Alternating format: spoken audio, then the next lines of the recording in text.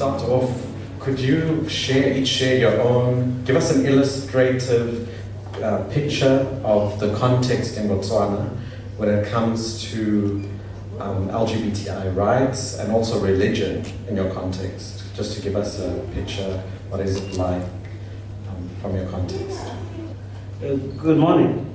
Good morning. I'm not sure how we started, but I have to start it. You know, from Botswana, I think we are not many in a population, about less than 2 million. So most of the time, we know each other. And the church at home, you know, the issue of the LGBTI community is the issue that's been there for too long, but we never talk about it. It's only recently when we decided to go public and discuss about it.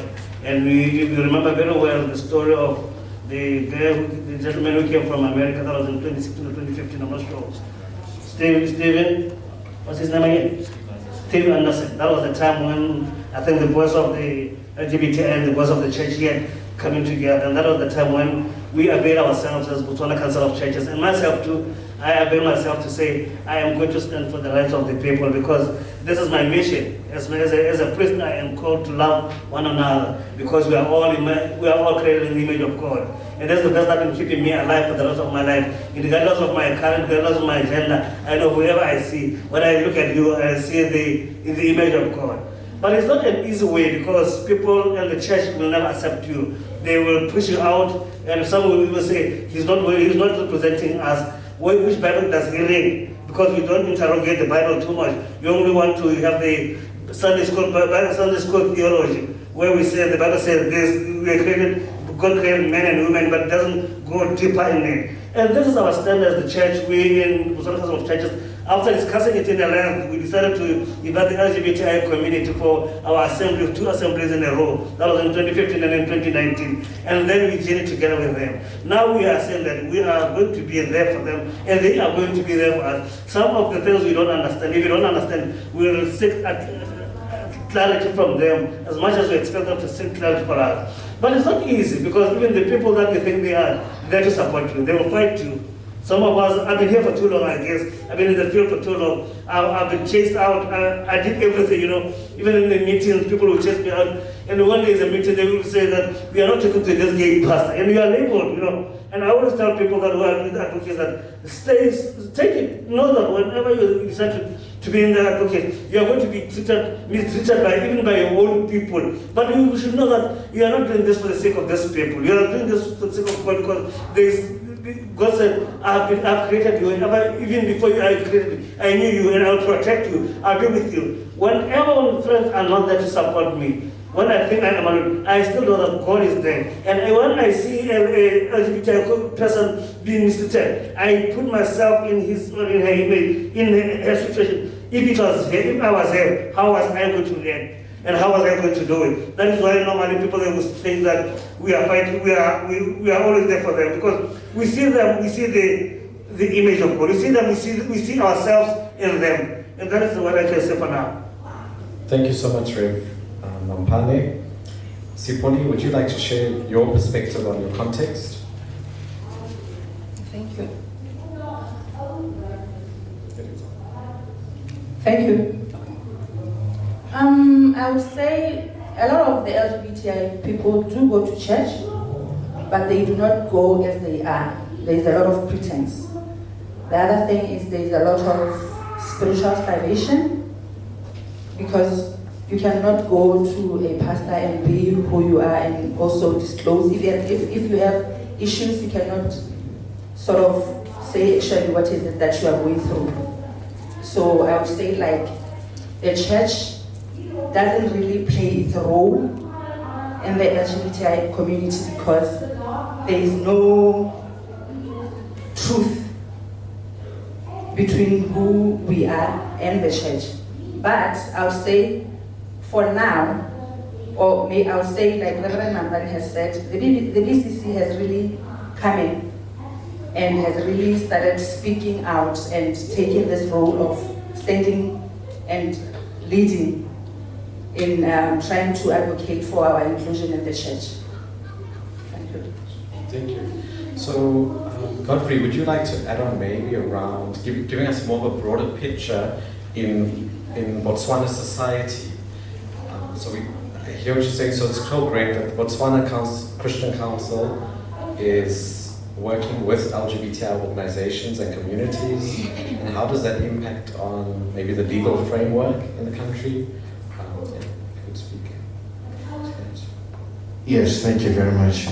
Yes, indeed, Botswana Council of Churches is working with LEGABIBO in many various ways. However, where we are now, we still haven't engaged the legal framework, we still haven't engaged the politicians, we still haven't engaged the law on that issue. However, it is something that is in our vision to be able to advance further from where we are. Because what we are trying to do now is trying to make sure that the ground work is done. We are doing the work in the grassroots level so that when we come from the bottom going up, we know that our ground is pretty much covered.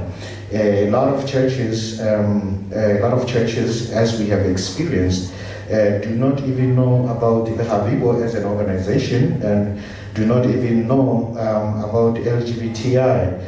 So if we come to the government saying that we are representing organizations or a group of LGBTI groups or community, and yet the church does not yet know or understand that it will show that we have left the ground uncultivated. So we still, at the moment, we're still trying to empower the grassroots level, the local church, your very small church in the corner, so that they are conversant of the issue, or they are conversant of this, what is necessary for us to take to the law, to the legal framework. Thank you so much. So knowing that this work is very personal, it's also very sensitive. And like Reverend Mampane shared earlier, how we need to support each other. So one is the religious communities or leaders are supporting LGBTI people of faith, and also LGBTI people of faith supporting religious leaders. So could we speak a bit more about how we navigate this relationship and these two partnerships? What type of support exists between the two parts that come into being one body?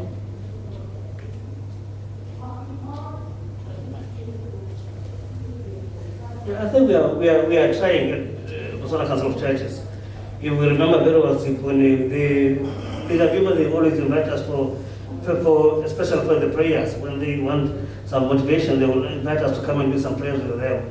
At the University of Botswana, the LGBT community, they were calling us at least once a month. They were asking us if we could do a church service for them. The only thing that disappoints us is that they call us to come for the service at 10 o'clock and they'll come at 12 o'clock. At times we are waiting there. We are using our own money, our own time to be there, and they don't come in time. But we are trying as the church to reach out to them, even when they have problems with it at home.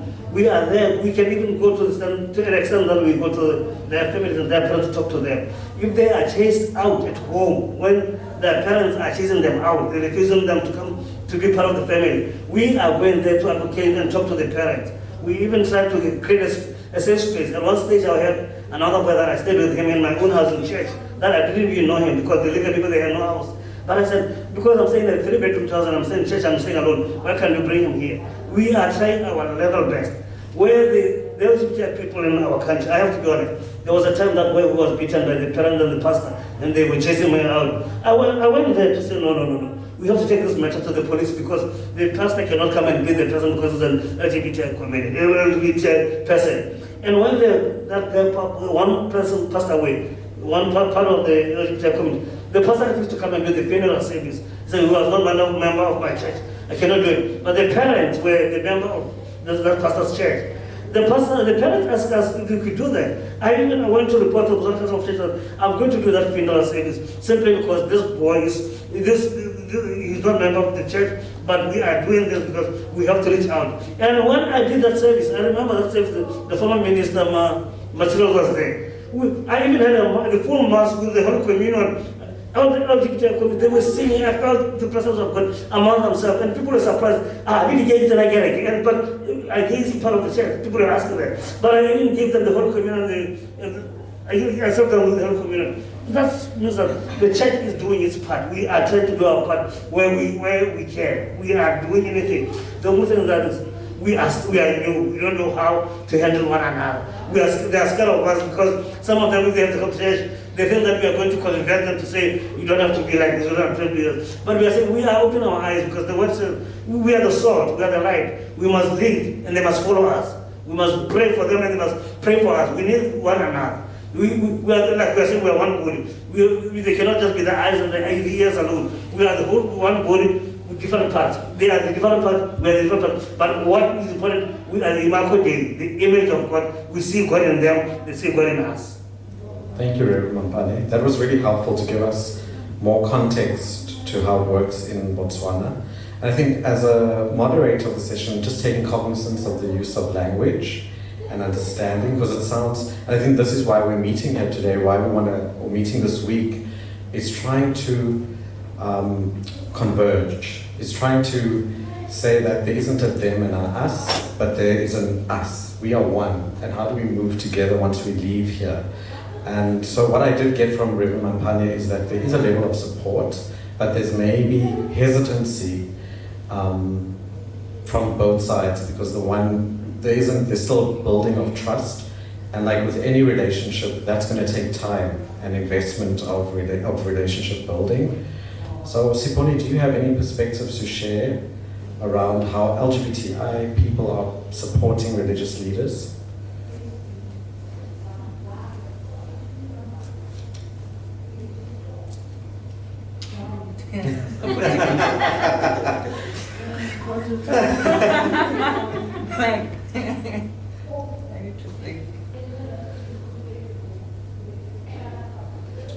Okay. So, you are supporting us by giving us information about what is happening in the society.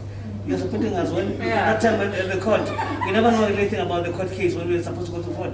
But your office phoned me to say that our court case is on this day. Even the appeal case that was happening the day before, 2 days ago, you informed us that the case is on. This is how this is the engagement that we want, that we should work together to walk the same talk. Yeah. And from my understanding is LEGABIBO, and LEGABIBO stands for Lesbians, Gays, Bisexuals of Botswana. It sounds like LEGABIBO does outreach work in other programming with churches. It's not only this. Yeah. Yes, LEGABIBO supports religious leaders in many different ways, because you will find that some of their work that they do, especially with Bonella, and especially Bonella is Botswana network of ethics and law, right? On HIV and AIDS. Yes, it's a network which also works with LEGABIBO to bring religious leaders in communities to educate and also to capacitate them on issues that are extensive, especially issues of inclusion, issues of education, issues, different issues that we can just mention. However, even though it may not be directly with religious leaders as well, it is also with traditional leaders who are also part of, you'll find that some of a majority of traditional leaders in Botswana are as well as part of the religious body in our communities. So such engagements actually somehow capacitate the religious leaders not only on LGBTI information, but as well as building up that space for inclusion, building up that space for working together in many different forms, which may be just beyond worship or beyond spirituality, but beyond working together for many different forms. Thank you so much. Siponi, is your memory? I did have something when you asked the question. Yes. When you answered, it it went.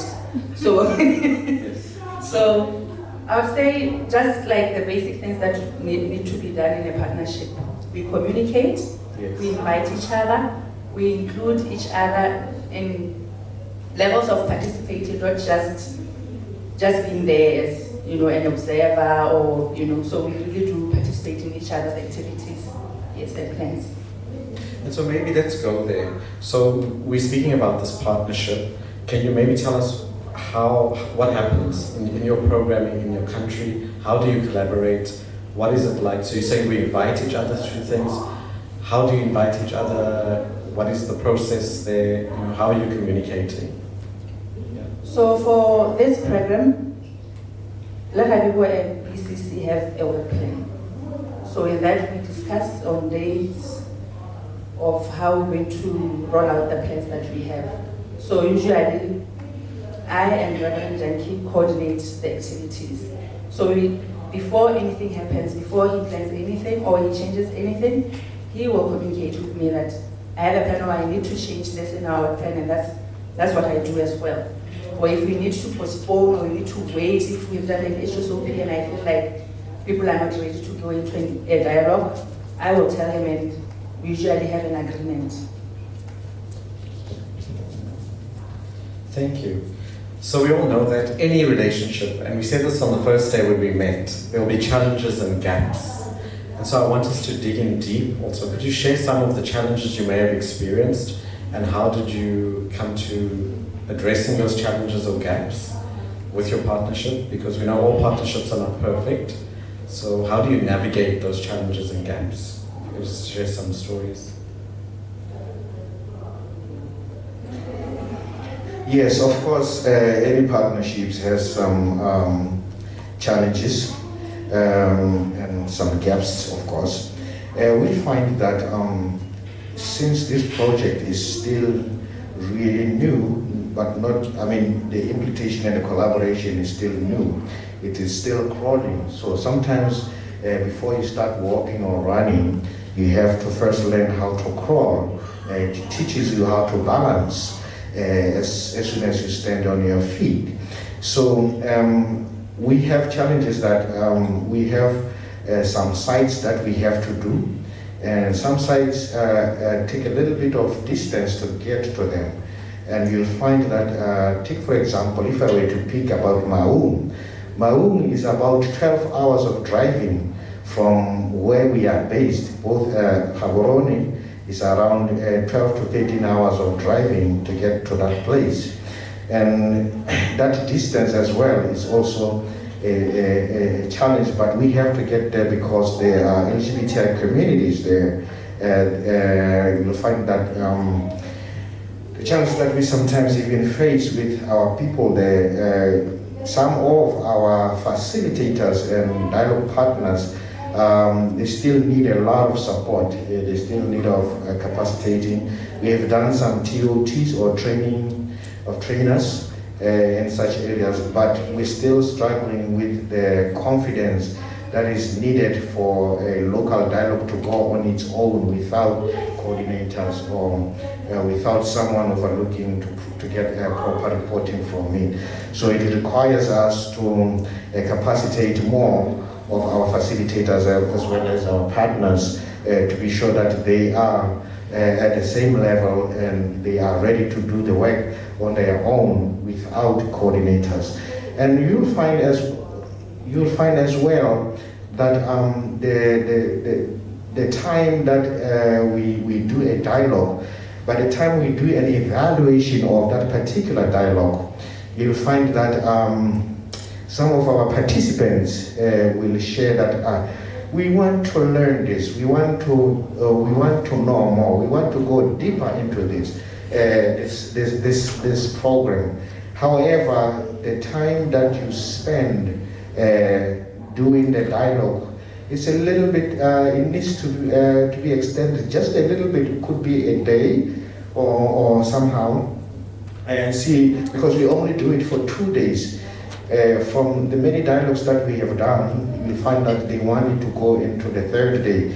But sometimes it becomes also the COVID challenge that reduced our time frame and our timelines, because we had to do less meeting time. But anyway, since this is now getting to an end, we anticipate to do a little bit more and give it a little bit more of time, so that by the time we leave that particular community, we know that when we come back, there will be change, there will be impact that we anticipate through our goal, the main goal that we want to achieve.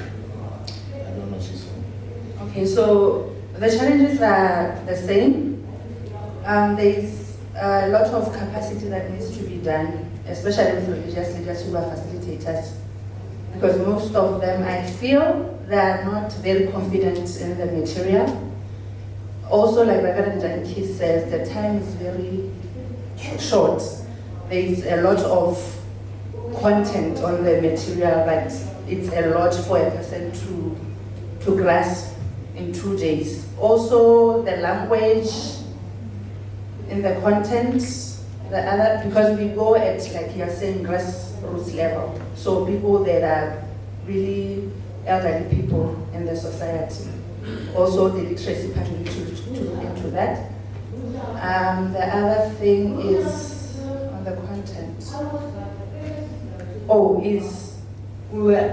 Okay, not now. Yeah, so those are the challenges, I think. Thank you so much. I think that's very helpful. It's so fruitful to hear, because this is really, we're not here to only speak about the good stuff and the stuff that works, but what's more important, what's not working? What are the challenges? Where are the blockages, right? So I know in one of our sessions we drew a bridge, building a bridge. We are building a bridge between LGBTI communities that have been hurt, left out, excluded, rejected, and they're trying to embark on a journey to heal, be included, be accepted, and I think not only inclusion, but to participate in their faith and get to the other side. And Godfrey mentioned we have a goal. So I want to hear, what is the Botswana goal with this work? What is your goal? And I hear you speaking about you starting at grassroots, getting the ground fertile, so that when we get to this higher legal framework level, it could be 1 year, 10 years, 100 years, but we're preparing the ground. So what is the end goal in Botswana for this work? Okay, from our side, our partnership with BCC or doing this work is, firstly, the community, like the church has so much influence and power in the society. So collaborating with the Christian Council will help us change the mindsets on LGBTI people or the beliefs that they have, because the church has really done so much harm to the LGBTI people. So we like that narrative to change in the church, and also not just people, like not just church, and all communities, because after winning the hearts of people and changing those minds, we would also like we've already started, the religious leaders to be in the forefront and also be with us at the same level and trying to advocate for our rights at the low level and policies. So that's our aim. Thank you, Siphomi. Reverend Mambane? Yes. Yeah, other than that, I've been talking about, in fact, I've talked about to Siphomi and to Reverend Janki, is that when the churches are having the synod or the assemblies of the churches, maybe one of them can be given a slot to come and talk about it, just to say what we are, who we are. Maybe 10 to 20 minutes, not meaning that it will do anything, but after that they will know that we are here. Because it's only now as if it's run by PCC on top there, and we are not going into the congregations or in the churches. Maybe the Lutheran Church, they have their synod.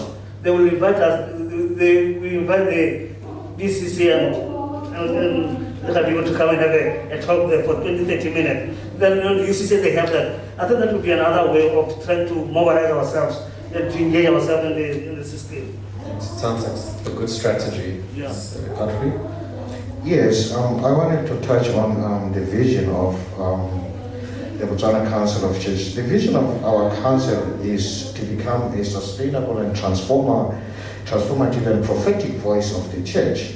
That is to say that we want our church in Botswana to be able to transform the lives of both of its members or its member affiliates, so that they can be able to be prepared mind-wise how to accept change, how to see change, how to appreciate change, and how to work and walk with change. And as well as to become a prophetic voice. A prophetic voice is that voice which speaks for those who are impoverished, those who are marginalized, those who need, as Mama Nantan was stating, that the mission of Jesus was liberation for the poor, and for those who don't have a voice, and those who are oppressed. So we want the Botswana Council of Church to be that example, to be that beacon, and by partnering with LEGABIBO, knowing that LEGABIBO has a community that we understand, we have heard, we've seen, and there's evidence that there are those who are not able to access education, those who are not able to access health services, because even when they come in, the nurses, like Maria was mentioning earlier on, that some people still come and then say, come and see who is standing there, who needs your help, who needs our help, who needs this. So we want the church to be able to empower. When people see this, when the body of Christ see such injustices, the body of Christ should be able to stand and say that, no, what you are doing to this person is not right. This person deserves to be served the way we are served, the way we receive service from our government. So our goal is, the vision is also aligned to that, as that of LEGABIBO for LGBTI communities. Thank you. We were speaking about our joint goal and vision. So we're going to pick up from there, just sharing some more about, so before we broke, Godfrey shared a lot about BCC's vision to speak, on behalf and to speak up against discrimination or violence against groups that don't have a voice. And so now it may be nice to hear with the joint program, with the One Body Supplement and the Heart Set on Pilgrimage, this process of religious dialogue to heal, to include, to accept. What is our vision?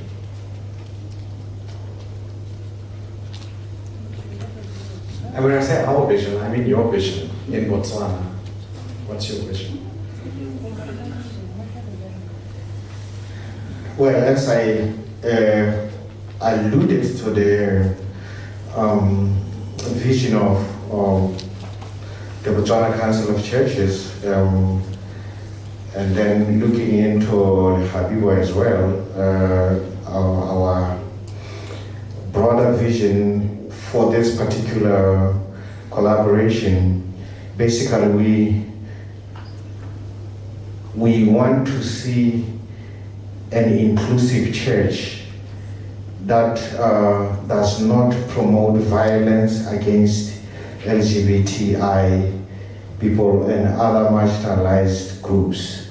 We want to see a church that has a safe space, that is inclusive and does not promote any hate speeches coming from the pulpit or from Bible study groups or whatever forums of the church that exists. We want to see a church that gives space for groups that are marginalized, and that when our LGBTI groups community comes to church, they are welcomed, they are received, they don't feel attacked, they don't feel discriminated. So we are looking for a stigma-free, discriminative-free church, which actually now follows into the Botswana Council of Churches vision of being transformative and prophetic. Being prophetic means standing up for the rights of the people. So we want to see the rights of the people LGBTI in the church is also recognized and been given inclusivity to participate in all forms of worship in many different forms. Thank you. Thanks, Rev Janaki. Siponi, do you share that same vision? Yeah. Would you say you share the same vision? Yeah, I've said to some, yes, we do share the same vision. And like I said before, I don't know if I have to, I said our joint collaboration was strategic in our plans that we want to use religion as an entry point in a lot of things that we are facing as LEGABIBO. In the health sector, the church itself, the law. So the bigger vision is that. Yeah. Sure, thank you so much. So it sounds there's an integrative approach. That as people, we're not isolating ourselves. As humans, we occupy various spaces in different ways. So maybe in this space, some of us might be religious leaders, and so we've come into the space as a religious leader. But maybe at home, you are a father or a mother, and so you have those different roles. And so too for LGBTIQ+ dialogue partners and coordinators, you wear different hats and roles in different spaces. So you're not just, it's just not just singular. So to wrap us up for this discussion, I get a sense there's a lot of wisdom amongst the three of you because you've implemented this program. Even before this, you've implemented One Body, which focused on gender-based violence and HIV. What golden nuggets can you share here with us as a family, in this family discussion, on how to maintain this ambitious partnership? Because it is ambitious. It's such a visionary process that we're in. And so are there any golden nuggets that you can share with us that speak to keeping the partnership healthy, keeping it mutually respectable, making sure that it's encouraging and supportive, and it maintains the dignity of all? Okay. So, first thing I'll say, this process is very dynamic, very flexible. And what I'm saying is, there is no like I don't know. It's not, what's the word? It's not rigid, thank you. It's not rigid. So I think the relationship that I have with the coordinator is very dynamic and very flexible, in the sense that we deal with human beings, people with emotions. So emotions are they vary or they change, and they're flexible and they're dynamic in that way. So if we are rigid, I think we will miss a lot of things in this process. So if we are agreed that this is how we're going to follow this process, and then things don't work out the way we had agreed, there is some sort of, okay, let me be flexible and accommodate the next person. So there's like that give and change, and that sort of being flexible to accept things that don't go the right way. Yeah. Thanks, Iponi. Rev Mampane, do you have some words of wisdom to share, golden nuggets? Yeah, I think I'm standing here as as a church. In my dream is this: as a church, we are building the theology of understanding, the theology of being there, of presence, to be there for everybody, to be there for not only for the people who come to church. We must extend our understanding as the church to say we are standing here for everybody. And it is my dream to see, like Anama said to we need to teach, to equip a lot of our pastors, a lot of our church leaders, so wherever they are, when we see them, we know that these are the people that if there is something tough in life, we can rush to them and run to them so that they will protect us. We have to be the liberators, people who will liberate the people. When they are in trouble, they should know that the church will stand with them, because there's nothing like I am in between. I know most of the pastors, when it comes to the LGBT issues, they will say, I don't want to be involved, they look away. But I don't think it's the stand of the church to look away. We must stand with those who are weak. That's the stand of the church, to liberate those who cannot liberate themselves. And this is my dream and my wish, that the church should be the church. Thank you very much, Godfrey. Yes, what actually could be the golden nuggets on this is to see and to work hard together to see the program being sustainable, because if it is sustainable, it is able to be extensive nationwide, and be able to, because you'll find that at the moment we are targeting sort of the eastern side and the northwestern side.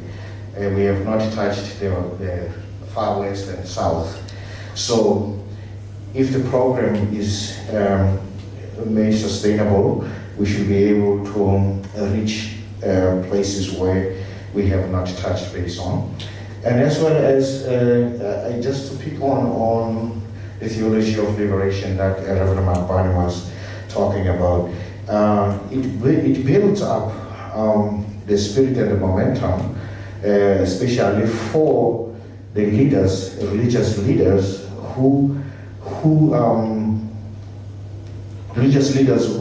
don't really dwell on the theology, the quality and the value of theology, because some are just freestyling.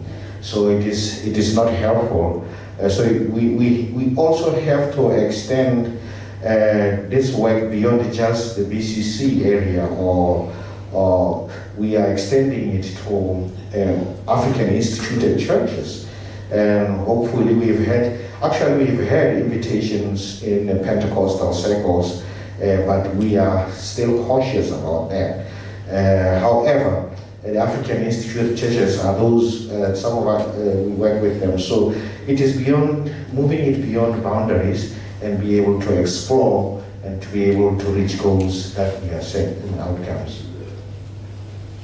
Super, thank you. That's very inspiring, and I'm excited to see what may lay ahead. So to round us up, I think this afternoon and this morning, we've heard such good input from a country and a context, where it had come from to where it is today and where it would like to go. And understanding that a lot of the contributory factors is time. So we've got to invest time, we've got to invest people, and those people are very different in how they bring themselves into this process. They already have their own worldview, and we're trying to bring them into an accepting process, not wanting to change anyone, but accepting them as they are and building an understanding. We understand that our process is agile.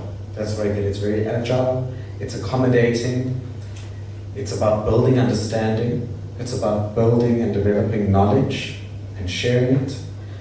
And I love what Godfrey mentioned about sustainability. And when we hear sustainability, we probably think a lot about funding, but I'm also thinking about how do we sustain ourselves? What self-care mechanisms are there? Pastoral care, counseling, psychosocial support for all who are in this process, because everybody's putting risk. LGBTI people are putting risk to their safety, exposing themselves to this process. Religious leaders may be putting their livelihoods at risk because they are working with LGBTI people of faith. So how do we support each other? Where's the, maintaining that partnership? Another one is succession planning. So what happens when one of us leave the space? When we become, maybe we get promoted, maybe we look for work in other spaces, maybe someone passes away. What is the succession planning in this process? So that we know there's continuation. So passing on of the baton. And then the theology, because that's what's grounding us. This is what's pulling us in the space. Understanding what is theology, and also understanding that there's many forms and ways of bringing ourselves into theology, and liberation theology is coming through as being one that we could use, but there are all the other forms of theology. There's queer theology, there's sex theology, there's feminist theology. So looking at it and empowering ourselves with knowledge about how do we bring ourselves and contextualize our theology. So on that note, thank you so much for your attention. Thank you very much for your inputs. I think you deserve a round of applause for offering yourselves.